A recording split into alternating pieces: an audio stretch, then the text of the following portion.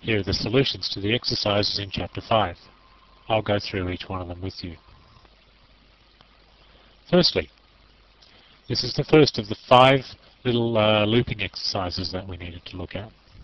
This is the simplest one. Okay, this is loops 1.c. We declare a number. I'm going to declare a long number here, just in case the numbers that we eventually start putting into this get out of control, like very, very large. On this particular computer, integers and longs happen to be the same size, but that's not always the case. On a 16-bit machine, an integer will only go up to 32,000 odd, whereas a long will go up to about 2 billion. So if we're going to get up into really big numbers like that, I am going to need longs. So let's move on. Standard for loop. For number equals 1, start at 1, print up all the numbers up to and including 100, increment by 1 every time, print out the number on a line by itself. That's the new line right there, and that's it. Okay, I'm not even going to insult your intelligence by testing to see if that works. I'm sure you can do that. Let's have a look at loops2.c. Loops2.c is not much more complex. This time we need a starting point and the number of numbers. We'll call that count. Start and count. We've introduced 2 new variables and we read them in from the keyboard, and then we start at start and we go up to start plus count. Notice we go up to less than start plus count. We don't go up to less than or equal to. We just go up to less than. Think about why that might be. I'm not going to explain it to you, but remember that we only want, say, 10 numbers. And again, increment the same way, print the number out in the same way. It's a very simple program. Let's move on and have a look at loops3.c. Okay, loops3.c is the first time that it actually starts to get meaty. Let's have a look. We've got our same 3 variables that we had before, but now we've got another one called divisor. That's the number that we're going to end up trying to divide into each of the numbers in turn. Okay, so again as before. Read in the 2 numbers. Again the same for loop. Exactly the same for loop.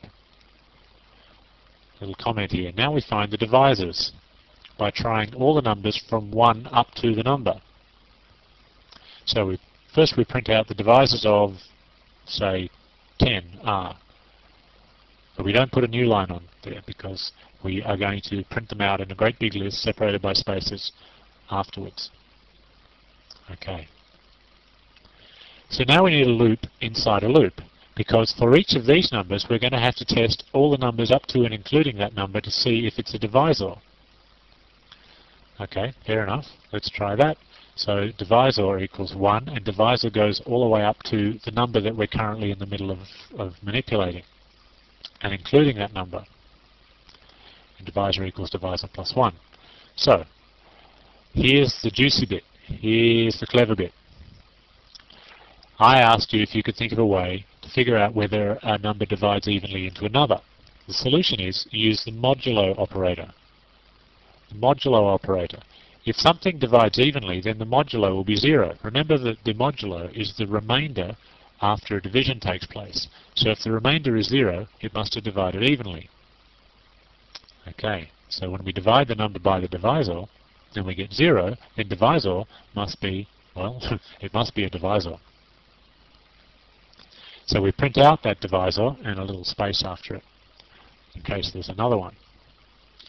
So when we've finally gone through this entire for loop, we will have printed out all the divisors. So we terminate the line with a carriage return, and that's all there is to it. Let's see if it works. Okay, compile and run. Please enter a number to start at, and that would be, let's say, we'll start at 1 and we'll go up to 12. Okay, so that looks right. Let's look at 6. 1, 2, 3, and 6. Sounds to me like we've got them all. 1, 2, 5, and 10 for 10. Okay, so it's working. Okay, let's move on to the next exercise. This is loops4.c. Now, this is the one where we have to determine whether everything is prime or not. The only way we can tell whether it's prime or not is by actually counting the divisors. If we end up with two divisors, in other words the number 1 and the number itself, then it must be prime. Sound reasonable? Okay, so let's do that. We've got another variable introduced here. This is going to be a little counter. Every time we find a new divisor, we're going to add one to this counter to tell us how many there are. And then we'll check how many there are at the end. Anyway, let's have a look at that. All of this is the same as before. Aha, there's a little new line. The number of divisors for this particular number is 0 so far. Notice that we initialize this every time through the loop. Every single time through the loop we do this initialization. Okay, moving along. This line is the same as before. Now, we do an extra line here. If we find that the divisor is in fact the divisor, not only do we print out the divisor, but we add one to our count of divisors. Sounds reasonable? Okay, then we get to the end. After we've printed out all the divisors for this particular number, we check to see if there was 2 of them. And if there was 2 of them, then we print out an asterisk. The 2 of them would be, of course, the number 1 and the number itself. That designates a prime.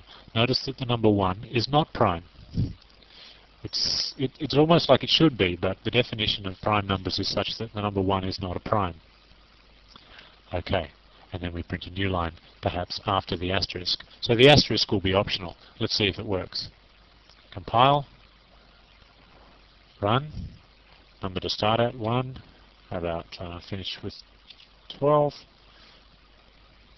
So notice there are asterisks next to 2 and 3 and 5 and 7 and 11. And that's all. If I'm not much mistaken, those are prime numbers, each one of them. Okay, now, let's get into this efficiency nonsense. Try and run the program again. Please enter a number to start at. How about we start at 1 billion? That's, what's that? That's 6 numbers, so that's a million. 3 more zeros is a billion. And we want to print out 10 of them. Alright, let's see. Pay careful attention here to how long it's taking for each number to come up. And go. Okay, well they're coming up. We're just doing the first one at the moment, a billion. And how fast is it coming up? Well, it's taking its time. Whew, we could be sitting here for a long time if we want to actually see 10 of these. So what I'm going to do is I'm going to kill this. I'm going to use Control-C to interrupt it. And move on to the next exercise, because you can see that that is actually happening quite slowly. So anyway, let's do that now. Okay, this is the final one, loops5.c. Before I go and have a look at the code, let's see whether it runs and if it runs any faster. Okay, run the project. Okay, number to start at was a billion. 1, 2, 3, 4, 5, 6, 7, 8, 9 zeros. Please enter the number of numbers, 10 again. Let's see if it goes any faster than it went before. Whew, it's done, it's finished already. Everything, all of them, all 10 of them. And how about that? 1,000,000,009 is a prime number. Okay, excellent. Now let's see the magic trick. How did I make it faster? Okay, scroll down, scroll down. This is a new line, and this is new as well. And now we've got a clever bit down here. Okay, so I think we need to have a look and properly understand what's going on here. First of all, we set max, whatever that is. Well, let's just check what it is. Well, it's just yet another long. Okay, max gets set to the number that we're playing with, like a billion. And the divisor does not count up to number. It only counts up to max. Well, at the beginning of the loop, number's equal to max, so it is going to be counting up to number. But I'm getting the idea that max may actually change. We may not actually have to count up as high as number. We may only actually have to count up as high as max. Let's have a look. So, if this number divides evenly into the number, print out the number. Now, while we're printing out the number, we can also print out the other half. So I'll give you an example. if we were testing to see whether 2 goes evenly into 12 and we found that it did, we could not just print out 2, we could also print out 6, because 2 times 12 is 6. So why not print out both those numbers? So I can print out one down here and one up here. But I want to make sure that they're not the same. I don't want to, let's say if I was testing to see whether 3 goes into 9, I'd find that it did. So I'd print out 3, and then I don't want to print out 3 again, because 3 times 3 is 9. So I just want to make sure that the divisor is not the same as number divided by divisor. Think about that in respect to the 3 times 3 equals 9, and you might see what I'm talking about. And add 1 to the number of divisors. Now I know, yes, there are actually 2 divisors. There's the number itself, like 2, and then there's 6. 2 times 6 equals 12. But I'm really just going to count the pairs of divisors this time. I'm not going to count all the divisors. Now the clever bit. Here's the code that makes the program so efficient. We're actually going to change what max is set to. Remember that max is how high we go in this loop. We don't have to loop all the way up to 12, because if 2 goes into 12, and it does, and it gives you a result of 6, then theoretically, if you think about it, you never have to go higher than 6, do you? I mean, there's no point trying to see whether 7 goes into 12 evenly, because it won't. There's no point trying to see whether 11 goes into 12 evenly, because we know that doesn't either. So that's what this is about. Anytime you try a number, then reduce max by number divided by that number. So let's think about it like this. So when let's say that number is 12. We're counting all the divisors that fit into 12. The first time through it'll be 1, and that's not really going to do much. The second time through it'll be 2. So divisor will be 2. So 12 divided by 2 is 6. So now the maximum number we have to count up to is 6. Next time through, we'll be playing with a divisor of 3. 12 divided by 3 is 4, which means now we only have to count up as high as 4, which is the very next time through the loop. Isn't that interesting? What you'll find out is that if you do the mathematics, you'll find out that you only ever have to count up as high as the square root of the number, or approximately the square root of the number. The square root of 12 is not an even number, but never mind. You never have to count up higher than 4 when it comes to 12.